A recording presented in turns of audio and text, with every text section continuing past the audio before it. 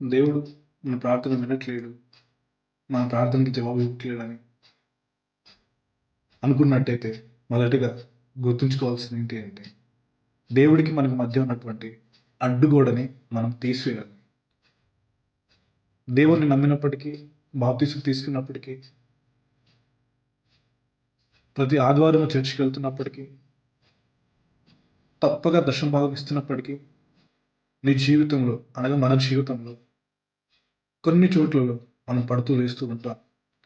అలాంటి చోటుని మనం కనిపెట్టి ఏ చోట్లలో అయితే మనం పడిపోతున్నామో, ఏ స్థితిలో అయితే పడిపోతున్నామో అలాంటి స్థితిని, అలాంటి చోటు మనం కనిపెట్టి దానిపైన విజయం సాధించి క్రీస్తుకి అనగా మన దేవుడికి సంతోషకరంగా జీవించినట్టయితే ఆ అడ్డు కూడా అనేది తొలియు.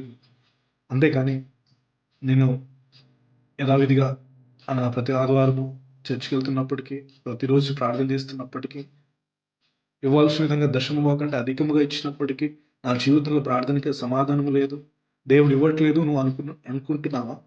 అయితే నీలో ఉన్నటువంటి, నీ ద్వారా నిర్మించబడినటువంటి ఆ అడ్డుగోడ తీసినప్పుడే దేవుడి ప్రార్థనకి సమాధానం ఇస్తాడు. ఒకవేళ నీకు దేవుడి మధ్యకి ఎలాంటి అడ్డుగోడ లేనప్పటికీ దేవుడు తగిన సమయం అందు అనగా ఆయన సమయం అందు నీకు అనుగ్రహిస్తాడు. అది నీ అవసరం బట్టి. కాబట్టి నిరీక్షణతో ప్రార్థన మానక పొందుకుంటున్నానన్న విశ్వాసంతో నువ్వు ప్రార్థించినట్టయితే దేవుడు తప్పగా నీకు సమాధానం ఇస్తాడు.